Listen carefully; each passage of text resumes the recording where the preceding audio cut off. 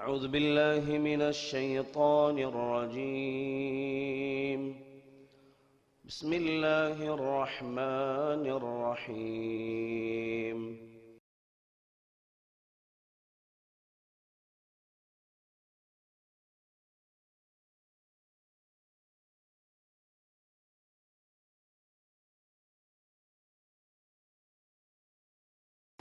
السلام عليكم ورحمة الله وبركاته. إن الحمد لله نحمده ونستعينه ونستغفره ونؤمن به ونتوكل عليه ونعوذ بالله من شرور أنفسنا ومن سيئات أعمالنا. من يهده الله فلا مضل له ومن يضلل فلا هادي له، وأشهد أن لا إله إلا الله وحده لا شريك له، وأشهد أن محمدا عبده ورسوله. أما بعد، فإن أصدق الحديث كتاب الله، وخير الهدي هدي محمد صلى الله عليه وسلم، وشر الأمور محدثاتها، وكل محدثة بدعة، وكل بدعة ضلالة، وكل ضلالة في النار. فأعوذ بالله من الشيطان الرجيم. بسم الله الرحمن الرحيم. يا أيها الذين آمنوا اتقوا الله حق تقاته ولا تموتن إلا وأنتم مسلمون. رب اشرح لي صدري ويسر لي أمري واحلل عقدة من لساني يفقه قولي. اللهم صل على محمد وعلى آل محمد كما صليت على إبراهيم وعلى آل إبراهيم إنك حميد مجيد. اللهم بارك على محمد وعلى آل محمد كما باركت على إبراهيم وعلى آل إبراهيم إنك حميد مجيد. எல்லா புகழும் புகழ்ச்சியும் ஏக இறைவன் அல்லாஹ் ஒருவனுக்கே சொந்தம். சாந்தி சமாதானம் நபிகள் நாயகம் ரசூலுல்லாஹி ஸல்லல்லாஹு அலைஹி வஸல்லம் அவர்கள் மீதும், அவர்கள் உற்றார் உறவினர்கள், சஹாபா தோழர்கள், தாபிஈன்கள், தபூ தாபிஈன்கள், குறிப்பாக நம் அத்துணை பேர்கள் மீதும் என்றும் நலவட்டுமாக. அன்பான சகோதரர்களே, பெரியவர்களே, தாய்மார்களே, இன்றைய ஹுத்பா பேருரையின் தலைப்பு, கடந்த வாரங்களில் ஃபுர்கானுடைய 25வது அத்தியாயத்தின் 63வது வசனத்தின் விளக்கமாகிய وَعِبَادُ الرَّحْمَنِ الَّذِينَ يَمْشُونَ عَلَى الْأَرْضِ هَوْنًا என்கிற வசனத்தினுடைய விளக்கங்களை பார்த்தோம். அதனுடைய தொடராக وَإِذَا خَاطَبَهُمُ الْجَاهِلُونَ قَالُوا سَلَامًا என்கிற வசனத்தின் விளக்கத்தை பார்க்க இருக்கிறோம். அருமையானவர்களே, இறைவேதம் குர்ஆன் ஒரு மூமின் எப்படி நடக்க வேண்டும் என்பதை கற்றுத்தருகிறது. கடந்த ஹுத்பாவில் ஒரு மூமின், குறிப்பாக ரஹ்மானுடைய அடியான் எப்படி நடக்க வேண்டும் என்பதை நாம் பார்த்தோம். அந்த 63வது வசனத்தினுடைய தொடரிலேயே ஒரு துணுக்கு யம்ஷூன அலல் அர்தி ஹவுனா, மற்றொரு துணுக்கு ஒய்தா காத்தபுகுமுல் ஜாஹிலூன காலு சலாமா, எப்படி பேச வேண்டும் என்பதை அல்லாஹ் கற்றுத்தருகிறான். நமது மார்க்கம் எல்லாத்தையும் கற்றுக் கொடுக்கிறது. நம்ம நினைச்ச மாதிரி நடக்க முடியாது, நான் நினைச்ச மாதிரி பேசவும் முடியாது. நான் நினைச்ச மாதிரி பேச முடியாது மட்டுமல்ல, எனக்கு எதிராக எனக்கு பக்கத்தில் என்னோடு உரையாடுகிறவர் யார் என்பதை கவனித்து பேச வேண்டும். நான் பேசுவது மட்டுமல்ல, என்னோடு உரையாடுகிறவர் யார், எப்படிப்பட்டவர் என்பதை கவனத்தில் வைத்து ஒரு மூமின் பேச வேண்டும். அப்பதான் இபாதுர் ரஹ்மானாக இருக்க முடியும். அதைத்தான் அல்லாஹ் இங்கு கற்றுத்தருகிறான். ஒய்தா காத்தபுகுமுல் ஜாஹிலூன, நீங்கள் ஜாகிலோடு உரையாற்ற வேண்டுகிற ஒரு நிலை ஏற்பட்டால், நம்ம கிட்ட பேச வருகிற ஒருவன் ஜாகிலா இருக்கிறான், அவன்கிட்ட நான் எப்படி பேச வேண்டும்? காலு சலாமா, அவருக்கு நீங்கள் சலாம் சொல்லி விடுங்கள் என்று அல்லாஹ் ரப்பல் ஆலமீன் குறிப்பிடுகிறான். இந்த இடத்துல ஜாகில் என்பது நம்ம எல்லோருக்கும் தெரியும் என்ன அர்த்தம் என்று. நம்ம தெரிஞ்சு வச்சிருக்கிற அர்த்தம் அல்ல. நம்ம என்ன தெரிஞ்சு வச்சிருக்கிறோம்? ஜாகில்னா படிப்பறிவு இல்லாதவர் ஜாகில், இது மட்டும்தான் நமக்கு தெரியும். ஆனா குர்ஆன் ஜாகிலுக்கு 3 வகையான அர்த்தம். இந்த இடத்தில் சொல்லுகிற அர்த்தம் வேற. இங்கு நல்ல படித்திருப்பார், அவரையும் இஸ்லாம் குர்ஆன் ஜாகில் என்று சொல்லுகிறது. அவர் மார்க்கத்தை படித்திருக்கலாம், அல்லது வேற எந்த கேள்வியும் படித்திருக்கலாம். உயர்ந்த கல்வின்னு எது சொல்லுகிறோமோ அதை கூட படித்திருக்கலாம். அவரை கூட இஸ்லாம் இந்த இடத்தில் ஜாகில் என்று சொல்லுகிறது. அப்ப ஜாகிலுக்கு என்ன அர்த்தம்? கற்காதவர் என்கிற அர்த்தம் அல்ல. இந்த இடத்தில் என்ன அர்த்தம் என்றால், பேச தெரியாதவர், நல்ல பண்பு அற்றவர், சலீத்துல் லிசான். அதுல சொல்றாங்க சலீத்துல் லிசான், அவர் நாக்கு நீளமானவர். நிறைய அர்த்தம் இருக்குது ஜாகிலுக்கு. நம்ம தெரிஞ்சிருக்கிற அர்த்தம் அந்த இடத்தில் பொருந்தாது. அல்லாஹ் அந்த அர்த்தத்தில் சொல்லவில்லை. ஜாகில் என்பது அவர் படிப்பறிவு இல்லாதவர் என்ற அர்த்தம் அல்ல, மாறாக நாக்கு தடித்தவர், திமிரான வார்த்தையை பேசக்கூடியவர். அப்படியே பார்த்துக்கிட்ட வாங்க, அதுக்கு என்னென்ன அர்த்தங்களா இருக்குன்னு பாருங்க. கண்ணியமில்லாத வார்த்தையை பேசக்கூடியவர், கிபரோடு பேசக்கூடியவர், திமிரோடு பேசக்கூடியவர், கெட்ட வார்த்தையை கலந்து பேசக்கூடியவர், பாவமான செயலை செய்கிற நிலையில் பேசக்கூடியவர், கிண்டலாக, நக்கலாக, ஏளனமாக, பிறரை அசிங்கப்படுத்த வேண்டும் என்பதற்காக வேண்டி பேசக்கூடியவர், வாக்குவாதம் என்று வந்துவிட்டால் விதண்டாவாதம் பேசக்கூடியவராக இருப்பார். இந்த பண்புகளின் மொத்த வடிவம்தான் இந்த இடத்தில் ஜாகில். அவர் நிறைய படித்திருப்பார், இந்த பண்பு இருக்கும், ஆனால் நல்லா படிச்சிருப்பார். அவரையும் இஸ்லாம் ஜாகில் என்று சொல்லுகிறது. ஏனென்றால் உன்னுடைய வார்த்தையில் தடிப்புத்தனம் இருக்கிறது, நாக்கு தடித்த வார்த்தை, பிறரை அசிங்கப்படுத்த வேண்டும் என்பதற்கான வார்த்தை, கெட்ட வார்த்தையை பயன்படுத்துகிறாய், எனவே ஜாகில். அப்படிப்பட்ட ஜாகில் உங்கள்கிட்ட வந்து மாட்டிக்கிட்டா நீங்க எப்படி பேசணும்? சலாமா. அந்த ஜாகில்கிட்ட அவன் பாஷையில நம்ம பேச முடியாது. அவன் பேசுகிற பொழுது திமிரா பேசுவான், ஏளனமா பேசுவான், நம்மளை கொஞ்சம் குறைத்து மதிப்பிடுவான். பணத்திமிரால், அதிகாரத்திமிரால், அல்லது அவனுடைய வேற வேற அந்தஸ்தால் அவன் மற்றவர்களை இழிவாக கருதி அவனுடைய பேச்சில் ஒரு அசிங்கப்படுத்துகிற மாதிரியான பேச்சு இருக்கும். எனவே அப்படிப்பட்டவர்கள் நீங்கள் பேசக்கூடிய நிலை ஏற்பட்டால் சலாமா என்று நீங்கள் அவரை விட்டு ஒதுங்கி விடுங்கள். அதே மாதிரி ஜாகில் என்பதற்கு பாவி என்கிற அர்த்தமும் இருக்கிறது. பாருங்க, யூசுப் அலைஹி ஸலாத்து வஸ்ஸலாம் அவர்கள் எல்லா நபிமார்களும் ஜாகிலாக இருப்பதை விட்டும் அல்லாஹ்ட்ட பாதுகாப்பு தேடி இருக்கிறான். நம்ம நினைக்கிற ஜாகில் படிப்பறிவு இல்லை அப்படிங்கிற ஜாகில் அல்ல. இப்படியான ஜாகிலாக அல்லாஹ் எங்களை ஆக்கி விடாத. யூசுப் அலைஹிஸ்ஸலாத்தை எடுத்துக்கொண்டால் அவங்க அல்லாஹ்ட்ட துஆ செய்றாங்க. அல்லாஹ் குர்ஆன்ல சொல்லி காட்டுகிறான், கால ரப்பி சிஜ்னு அஹப்பு இலைய மிம்மா யதுஊனனி இலைஹி. அவர்கள் என்னை தவறின் பக்கம் அழைக்கிறார்களே, அதை விட எனக்கு மிக மிக விருப்பமானது சிறைச்சாலையே மிக விருப்பமானதாக இருக்கிறது என்று சொல்லிட்டு, இல்லா தஸ்ரிஃப் அன்னி கைதஹுன்ன, அவர்களுடைய சூழ்ச்சியிலிருந்து என்னை நீ காப்பாற்றுவாயா. அப்படின்னு காப்பாற்றாவிட்டால் அசுபு இலைகின்ன, அவங்க பக்கம் நான் சாய்ந்து பாவம் செய்திருப்பேன். வாக்கும் மினல் ஜாகிலீன், நீ இந்த ஜாகில்கள்ல இருந்து என்னை பாதுகாப்பு தருவா. நான் ஜாகிலாக ஆகிவிடக் கூடாது.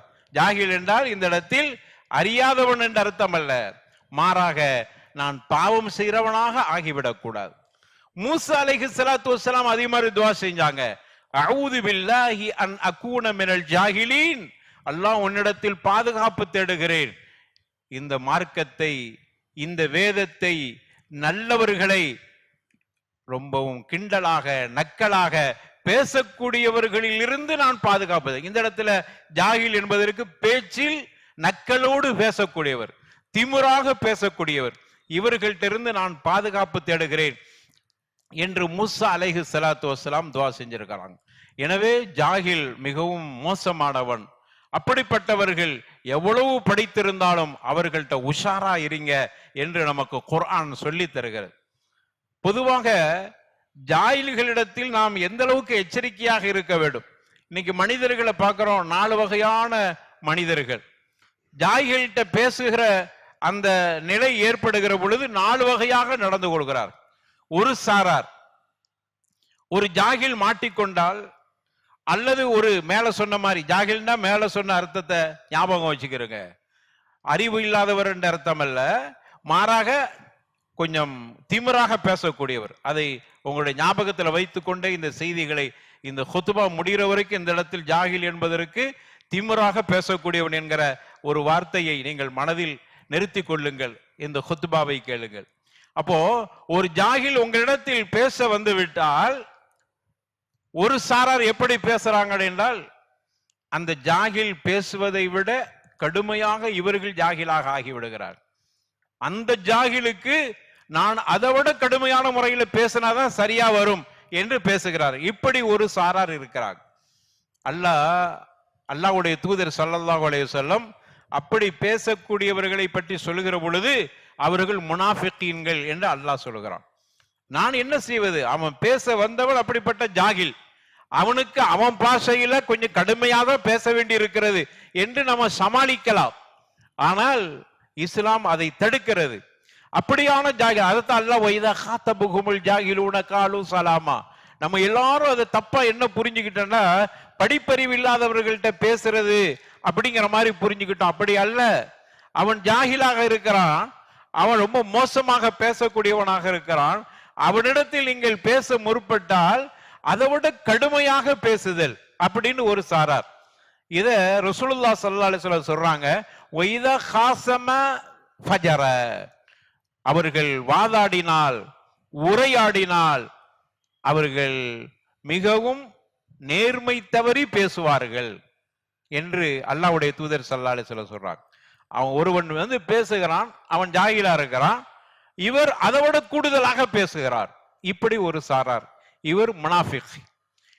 இரண்டாவது சாரார் எப்படி இருக்கிறார் என்றால், ஒரு ஜாகில் பேசுகிறான் என்றால் அந்த ஜாகிலோடு இவர் மறுப்பு கொடுக்கிற பொழுது அவன் சொன்ன அளவுக்குண்டான மறுப்பை கொடுக்கிறார். மேல சொன்னவர் அதை விட கடுமையா கொடுத்தார், இவர் அவர் அளவுக்கு கொடுத்தார். அவர் என்ன பேசினாரோ அதே தொனியில பேசினார். இப்படி பேசக்கூடிய சாராரும் இருக்கிறாங்க. இதுவும் தவிர்க்க வேண்டிய விஷயம். மூன்றாவது சாரார் இருக்கிறார். அவர் எப்படி என்றால், ஒரு ஜாகில் பேசினால் அவர் அமைதியாக இருக்கிறார்.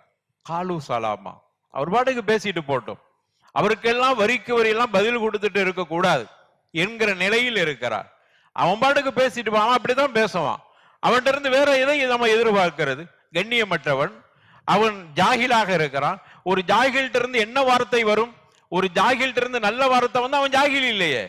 ஒருவன்கிட்ட இருந்து நல்ல வார்த்தை வந்து அவன் நல்லவனா போயிடுவாட. எனவே அவன்கிட்ட இருந்து அந்த மாதிரி வார்த்தை தான் வரும் என்று இவர் அமைதி காத்து விடுகிறார். இது நல்ல பண்பு. இதற்கு ஒரு எடுத்துக்காட்டாக சொல்லலாம். நமக்கு ஒரு கேள்வி வரலாம், அப்படின்னா அவன் பேசுறதெல்லாம் அப்படி கேட்டுக்கிட்டே இருக்கிறதா? அதற்கு என்னதான் தீர்வு?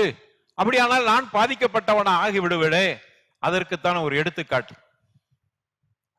ரசூலுல்லாஹி ஸல்லல்லாஹு அலைஹி வஸல்லம் அவருடைய சபை, அந்த சபையில அபூபக்கர் ரலியல்லாஹு அன்ஹு பக்கத்தில் அமர்ந்து இருக்கிறாங்க. ஒரு ஜாகில், இங்க குர்ஆன்ல சொல்ற மாதிரி ஒரு ஜாகில், அபூபக்கர் ரலியல்லாஹு அன்ஹு அவர்களை கொஞ்சம் தவறாக பேசுகிறான், ஏதோ ஒரு குற்றச்சாட்டை சொல்கிறான். உடனே அபூபக்கர் ரலியல்லாஹு அன்ஹு அமைதியா இருந்தாங்க.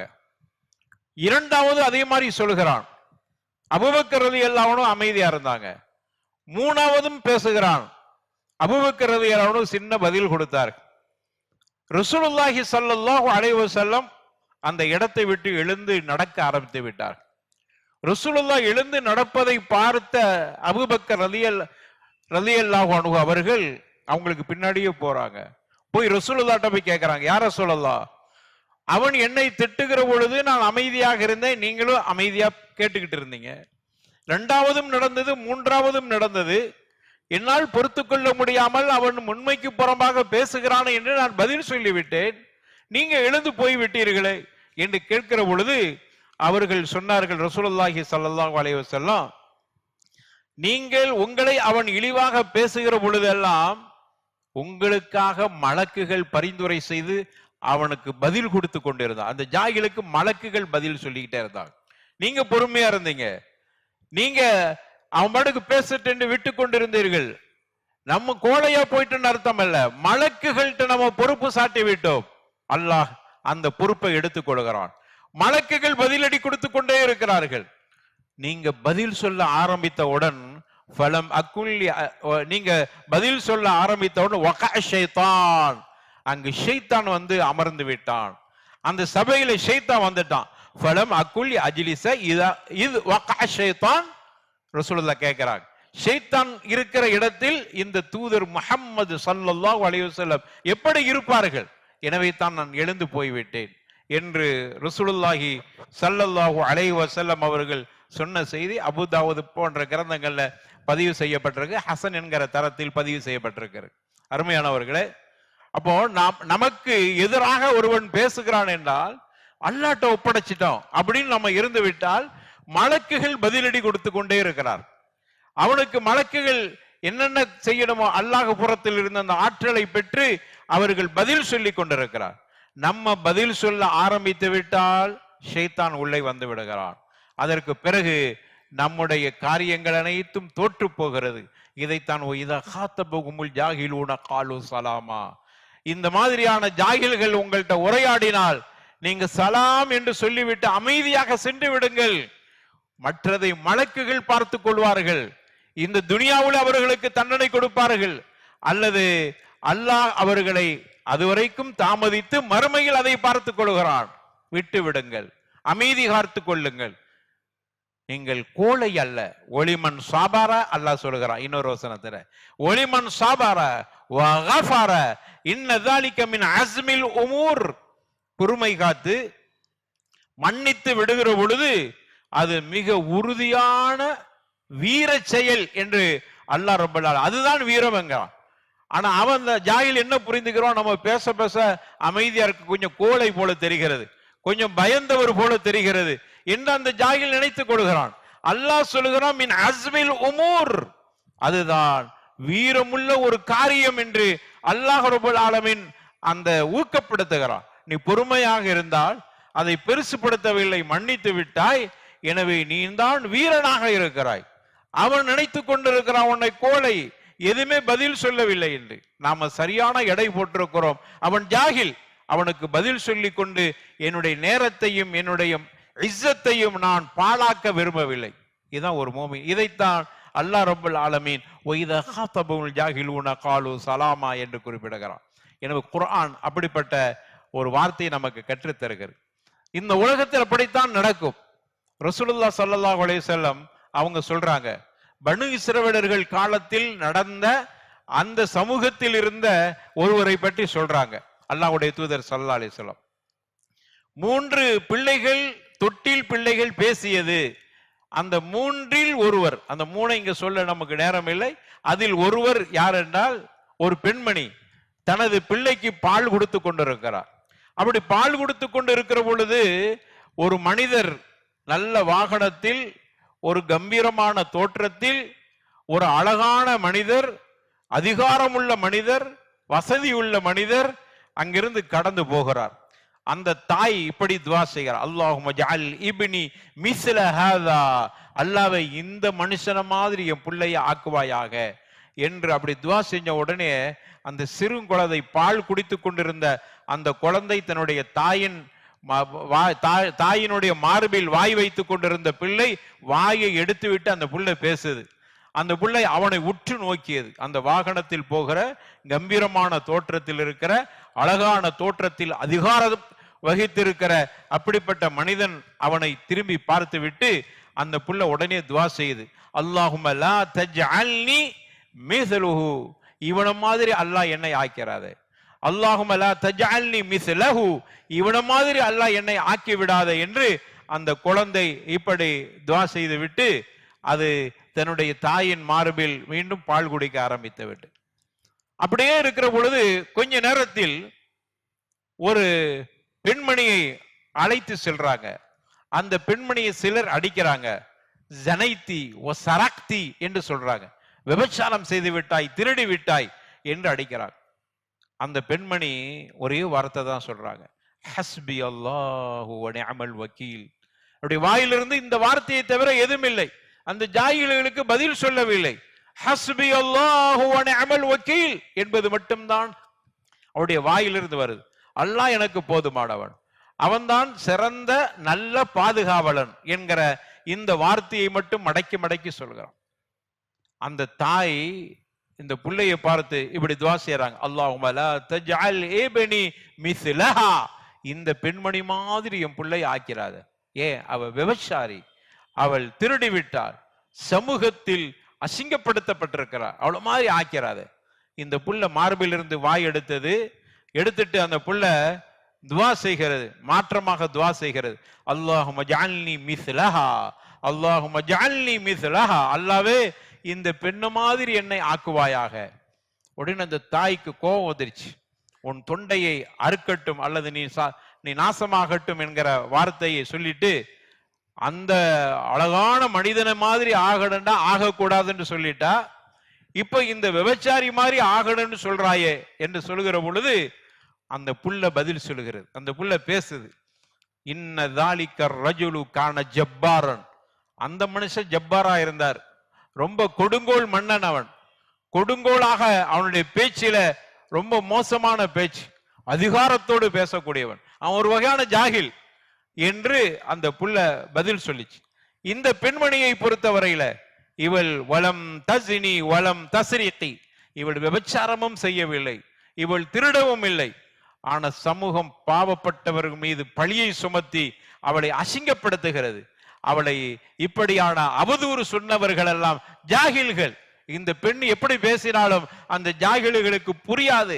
எனவேதான் அந்த புள்ள ஹஸ்பி அல்லாஹு வ நிஅமல் வக்கீல் என்கிற வார்த்தையை அந்த பெண்மணி சொல்லிக் கொண்டிருந்தாள்.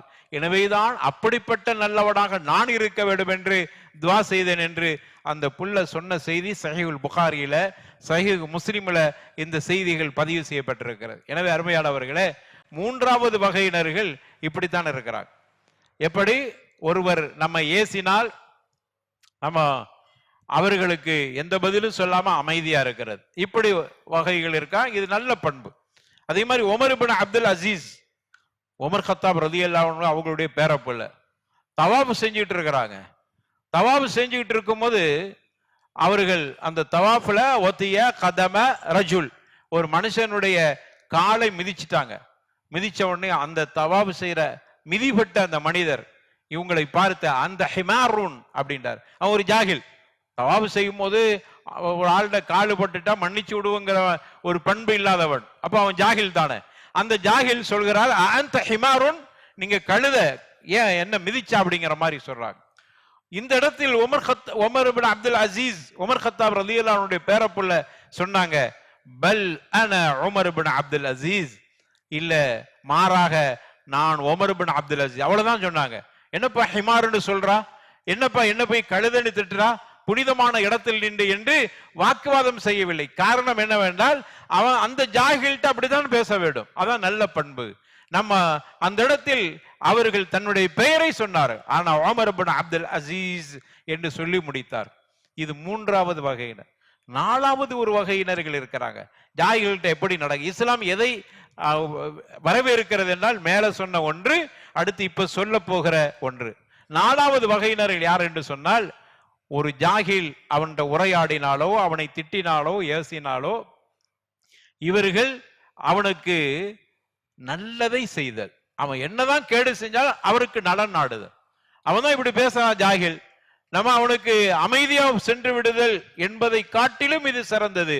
அவனுக்கு ஏதாவது உதவி செய்தல், அவனுக்கு அவனுடைய துவா செய்தல், அவனுடைய பாவம் மன்னிக்கட்டும் என்று துவா செய்தல். இப்படித்தான் அபூ ஹுரைரா ரலியல்லாஹு அன்ஹு அவர்களை ஒரு மனிதன் திட்டுகிறான். திட்டின உடனே அபூ ஹுரைரா ரலியல்லாஹு அன்ஹு என்ன பண்ணாங்க தெரியுமா? அல்லாஹும்ம இன்கான சாதிகன் ஃபக்ஃபிர்லி, துஆ செய்றாங்க. அல்லாஹும்ம இன்கான சாதிகன் ஃபக்ஃபிர்லி வ இன்கான காதிபன் ஃபக்ஃபிர் லஹு அப்படின்னு துஆ செஞ்சாங்க. அல்லாஹ்வே, அவன் திட்டுவது உண்மையிலேயே அந்த தப்பு என்கிட்ட இருக்குமானால் அல்லாஹ்வே என்னை மன்னித்து விடு. எப்படி துஆ பாருங்க. ஒரு கால் அவர் திட்டுவது, அவர் என்ன மேல சொல்லுவது பொய்யாக இருக்குமானா அவரை அல்லாஹ் மன்னிச்சிரு. இது உயர்ந்த இடத்தை அடையக்கூடிய பண்பு. இதைத்தான் இஸ்லாம் வரவேற்கிறது. ஆக ஒரு ஜாகிலோடு உரையாடுகிற ஒரு நிலை வந்தால் அவரை பார்க்கிற பொழுது சலாமா என்று நீங்கள் அவருக்கு சாந்தி உண்டாகட்டும் என்று சொல்லுங்கள் என்கிற வசனத்துக்குள் இவ்வளவு அர்த்தம் உள்ளடங்கி இருக்கிறது. அல்லாஹ் இப்படி நடந்து கொள்ள வேண்டும் என்று நமக்கு கட்டளையிடுகிறான். சஹாபாக்கள் அப்படி நடந்திருக்கிறாங்க. அபூபக்கர் ரலியல்லாஹு அன்ஹு அப்படி நடந்திருக்கிறாங்க. அதுக்கு அடுத்தது அபூ ஹுரைரா ரலியல்லாஹு அன்ஹு அதோட உயர்ந்த பண்போடு நடந்திருக்கிறார்கள். இப்படி என்னை திட்டியவன் உள்ளபடியாக அந்த திட்டுக்கு நான் தகுதியுடையவனாக இருந்தால் அல்லாஹ் என்னுடைய பாவத்தை மன்னிப்பாயாக, அல்லது என் மீது அவதூறு சொல்லக்கூடியவனாக அவன் அந்த வார்த்தையை சொல்லி இருந்தால் அல்லாஹ் அவனுடைய பாவத்தை மன்னிப்பாய். தனக்கு தீங்கு செய்கிறான், தன்னை அசிங்கப்படுத்துகிறான், அவனை கூட அவர்கள் அல்லாஹ் கிட்ட மன்னிப்பு கேட்கிறாங்க, அவனுக்கு மன்னிப்பு கிடைக்க வேண்டும் என்று துஆ செய்யறாங்கன்னா இதான் உயர்ந்த பண்பாக இருக்கிறது என்பதை இந்த செய்தி நமக்கு தெரிவிக்கிறது. எனவே நாம் நம்முடைய பேச்சில் கவனம் தேவை. வலா தஸ்தவில் ஹஸனத்து வலா ஸய்யிஅ, அல்லாஹ் ரப்பல் ஆலமீன் சொல்கிறான், நன்மையும் தீமையும் சமமாகாது. இத்ஃபஅ பில்லதி ஹிய அஹ்ஸன், நன்மையை கொண்டு தீமையை தடுங்க. ஒரு தீமைக்கு இன்னொரு தீமை தீர்வாகாது. ஒரு எல்லா மூமின்களும் இந்த அடிப்படையை புரிந்து, இது குர்ஆன் நமக்கு கற்றுத்தருகிற ஒரு அற்புதமான ஒரு பண்பு. எந்த காலத்திலும் ஒரு தீமைக்கு தீமை தீர்வாகாது. எனவே நன்மையை கொண்டு ஒரு தீமையை தடுங்கள். ஃபைதல்லதி பைனக வ பைனஹு அதாவா, அதனால் கிடைக்கிற நன்மையை அல்லாஹ் குறிப்பிடுகிறான். ஏனென்றால் யாருக்கும் உங்களுக்கு மத்தியில பகை இருக்கிறதோ அந்த பகைவன், நீங்க ஒரு தீமைக்கு நன்மையை கொண்டு அந்த தீமையை தடுத்தா என்ன நடக்கும் தெரியுமா? யாருக்கும் உங்களுக்கு பகைமை இருக்கிறதோ அந்த பகைவன் எப்படி ஆயிருவான்? கண்ணகு ஒளியுன் ஹமீம் என்று அல்லாஹ் சொல்கிறான். அவன் உற்ற நண்பனாக மாறிவிடுவான். அவன் அது இல்ல, அவன் உன்னுடைய விரோதி அல்ல, உற்ற நண்பனாக மாறிவிடுவான். காரணம் என்னவென்றால், நீங்க அவன்கிட்ட பார்த்த தீமைக்கு நீங்க தீமை செய்யவில்லை, நன்மை செய்தீர்கள், இஹ்சான் பண்ணீங்க. அவன் செஞ்சான், உங்களை திட்டினான், உங்களை ஏசினான், உங்களை அவதூறு பேசினான், எதனாலமா செஞ்சான். அவனுக்கு ஒரு ஆபத்து வருகிற பொழுது நீங்கள் போய் நின்றீர்கள், அவனுக்கு இஹ்சான் பண்ணீங்க. அப்படி பண்ணிவிட்டால் என்ன நடக்கும் தெரியுமா? அந்த விரோதி உங்களுக்கு நண்பனாக, ஒலியுன் ஹமீம்ங்கிறான்ல, உற்ற நண்பனாக மாறி விடுவா. ஒலி ஹமீம் ரெண்டு வார்த்தை. உற்ற நண்பன் அல்லது உதவிகார ஒரு நல்ல நண்பனாக மாறி விடுவான். ஒமாயுலக்காஹா இல்லல்லதீன ஸபரு ஒமாயுலக்காஹா இல்லா ஸூ ஹவ்லின் அலீம். ரெண்டு விஷயத்தை சொல்றான். சொர்க்கம் கிடைக்க வேண்டும் என்று சொன்னால் நீங்க பொறுமை காத்தவர் தான் அதை அடைகிறார். அதனால் அவர் எப்படிப்பட்டவர் தெரியுமா? பெரும் பாக்கியம் உடையவருக்கு ஸூ ஹவ்லுங்கிறான்ல, பெரும் பாக்கியம் உடையவர், ஸூ ஹவ்லின் அலீம், பெரிய பாக்கியம் உடையவருக்கு தான் அந்த சொர்க்கம் கிடைக்கும். பெரும் பாக்கியமும் வேண்டும், பொறுமையும் வேண்டும். இந்த ரெண்டு இருந்தா சொர்க்கத்தை அடைவார். இந்த ரெண்டு எங்க கிடைக்கிறது என்றால், தீமைக்கு எதிராக நன்மையை கொண்டு தடுக்கிற பொழுது அது ஏற்படுகிறது. உற்ற நண்பராக அந்த தீயவர் ஆகிவிடுகிறார். உங்களுக்கு சொர்க்கத்தை அல்லாஹ் கொடுத்து விடுகிறான். நீங்கள் பெரும் பாக்கியசாலியாக மாறிவிடுகிறீர்கள். இதுதான் நமக்கு இந்த வசனம் நமக்கு கொடுக்கிற பாடமாக இருக்கு. எனவே தான் ரசூலுல்லாஹி ஸல்லல்லாஹு அலைஹி வஸல்லம் அவர்கள் உஹது போர்க்களம், அதுல நமக்கு பாடம். உஹது போர்க்களம், அவர்களுடைய முகத்தில் ஏற்பட்ட காயம், ரத்தம் அடிகிறது. அப்போ துஆ செஞ்சாங்க, அல்லாஹும்ம ஃபிர் லி கௌமி ஃபஇன்னஹும் லா யஅலமூன் அப்படின்னு துஆ செய்றாங்க. அல்லாஹ், அவங்க முதல்ல சாபமிட்டாங்க, அப்புறம் அல்லாஹ் கண்டிக்கிறான், அப்புறம் அவங்க துஆ செய்யறாங்க, அல்லாஹ்வே இந்த சமூக இது என்னுடைய கூட்டம் அறியாம செய்யறாங்க, இவர்களை மன்னித்து விடு என்று சொல்லுகிற பொழுது ரசூலுல்லாஹி ஸல்லல்லாஹு அலைஹி வஸல்லம் 4 விஷயத்தை அங்க உறுதிப்படுத்துறாங்க. இப்னு கைம் ஜௌசி ரஹிமஹுல்லாஹ் அதை தெளிவுபடுத்துறாங்க. ஒன்று, ரசூலுல்லாஹ் அவர்களுக்கு தீங்கு செய்தவர்களை மன்னித்தார்கள். இரண்டாவது, அந்த தீங்கு செய்தவர்களுக்காக வேண்டி மன்னிப்பு தேடி துஆ செஞ்சாங்க. மூன்றாவது, அவர்கள் தீங்கே செய்யவில்லை, தீங்கு செஞ்சிருக்கிறாங்க, லா யஅலமுங்கறாங்க, அறியாதவர்கள், தப்பு செய்யாத மாதிரி அப்படிங்கிறாங்க. நாலாவதாக, இவ்வளவு தீங்கு செஞ்சும் கௌமிங்கிறாங்க, என்னுடைய கூட்டம், என்னுடைய மக்கள் அப்படின்னு தன் பக்கம் இணைத்து கொண்டார். இந்த பண்பு நம்மிடத்தில் இருக்க வேண்டும். யூசுப் அலைஹிஸ்ஸலாத்தை எடுத்துக்கொள்வோம். அவருடைய சகோதரர்கள் எவ்வளவு பெரிய வேலை, சாதாரண தீங்கல்ல, எவ்வளவு பெரிய தீங்கை செய்தார்கள். பால் கிணற்றில் தள்ளி விட்டார்கள். இதோடு யூசுஃபை சமாதியாக்கி விட வேண்டும் என்கிற எண்ணத்தில் அந்த வேலையை செஞ்சாங்க. முடிஞ்சிருச்சு, யூசுப் மூத்த போயிட்டாரு, அவரை நாம் கொன்று விட்டோம், கொல்ல வேண்டும் என்று முடிவெடுத்து கொன்று விட்டோம் என்கிற முடிவுக்கு வந்து விட்டார். எவ்வளவு பெரிய ஒரு பாவத்தை செய்திருக்கிறார்கள். அப்படிப்பட்ட யூசுப் அலைஹி ஸலாத்து வஸ்ஸலாம் அவர்கள் உயர்ந்த பதவி அடைந்த பிறகு குர்ஆன் அதை சொல்லி காட்டுகிறது. அந்த சகோதரர்கள் அனைவர்களும் வந்தார்கள். வந்து நிற்கிற பொழுது அதிகாரம் இவர்களுடைய கையில் இருக்கிறது. சாதாரண அதிகாரம் அல்ல, உணவுத்துறையை கையில் வைத்திருந்தார்கள். அவர்கள் உணவு கொடுக்க மாட்டேன் என்றால் பட்டினியில் செத்து போவார்கள். அந்த தண்டனையாவது குறைஞ்சபட்சம் கொடுத்திருக்கான். இது குறைஞ்ச தண்டனை, அதை கூட கொடுக்கல. என்ன தெரியுமா சொன்னாங்க? கால லா தஸ்ரீப அலைக்குமுல் யௌம். குர்ஆன் சொல்லி காட்டுகிறது, இன்றைய நாளில் நீங்கள் குற்றமற்றவர்கள். அதிகாரத்தில் இருந்து கொண்டு சொல்றாங்க, இன்றைய நாளில் நீங்கள் பாவம் செய்யாதவர்கள். எவ்வளவு பெரிய பாவத்தை செஞ்சாங்க! தள்ளி விட்டு கிணத்துல யூசுப் இதோடு சமாதி என்று நினைத்து அதை செய்தவர்கள் எவ்வளவு பெரிய ஒரு பாவத்தை செய்தவரை என்ன சொல்றாங்க? லா தஸ்ரீப அலைக்குமுல் யௌம். இன்றைய நாளில் நீங்க பாவம் செய்யாதவர்கள். மட்டுமல்ல, யக்ஃபிருல்லாஹு லக்கும், அல்லாஹ் உங்களுடைய பாவங்களை மன்னிக்கட்டும். தன்னுடைய கையில் அதிகாரம். இதான் நல்ல பண்பு. இதைத்தான் குர்ஆன் சொல்லுகிறது, வஇதா காதபஹுமுல் ஜாஹிலூன காலு சலாமா என்று குர்ஆன் நமக்கு இந்த கட்டளையை தான் சொல்லுகிறது. எனவே அருமையானவர்களே, குர்ஆன் மிகப்பெரிய தாக்கத்தை அந்த சமூகத்தில் உருவாக்கியது. எப்படிப்பட்டவர்கள்? நடக்க தெரியாதவர். நடக்க தெரியாதுன்னா திமிரோடு நடப்பார்கள், பெருமையோடு நடப்பார்கள், ஆணவத்தோடு நடப்பார்கள், பிறரை அசிங்கப்படுத்த வேண்டும் என்கிற அடிப்படையில் நடப்பார். அவருடைய நடையிலேயே ஒரு வகையான மிடுக்கு இருக்கும். அப்படிப்பட்டவர்களை யம்ஷூன அலல் அர்தி ஹௌனா, நீங்க ரொம்ப பண்போடு நடக்க வேண்டும், பணிவோடு நடக்க வேண்டும் என்று குர்ஆன் சொல்லி அவர்கள் அப்படி நடக்க கற்றுக்கொண்டார்கள். பேச தெரியாதவர்கள், யார்கிட்ட எப்படி பேசணும் தெரியாது, மடத்தளமாக பேசக்கூடியவர்கள், நாக்கு தடித்த வார்த்தைகளை சொல்லக்கூடியவர்கள், பிறரை கேவலப்படுத்தக்கூடியவர்கள், கேவலமான வார்த்தைகளை கொட்டக்கூடியவர்கள். அவர்களை பார்த்து குர்ஆன் சொல்கிறது, வஇதா காதபஹுமுல் ஜாஹிலூன காலு சலாமா. தன்னை மாற்றிக்கொண்டார். நீங்கள் ஜாகில்கிட்ட பேசக்கூடிய நிலை ஏற்பட்டால் உரையாடுகிற பொழுது கண்ணியத்தோடு உரையாட வேண்டும். அவர்கள் ஜாகிலா இருந்தா தன்னை மாத்திக்கிட்டாங்க. அதே போன்று இன்னொரு ஜாகில், நான் ஆரம்பத்தில் சொன்ன ஜாகில கவனத்தில் வச்சுக்கிறேங்க, அதே மாதிரி இன்னொரு ஜாகில் அவரோடு உரையாடுகிற பொழுது அவங்கள்ட்டையும் கண்ணியமாக நடந்தார்கள்.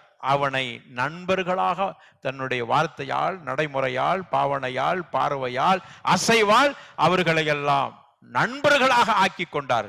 ஒளியுன் ஹமீம் என்று அல்லாஹ் சொல்கிறார், உற்ற நண்பர்களாக மாற்றி கொண்டார்கள். இதுதான் குர்ஆன் நமக்கு சொல்கிற மிகப்பெரிய தாக்கம்.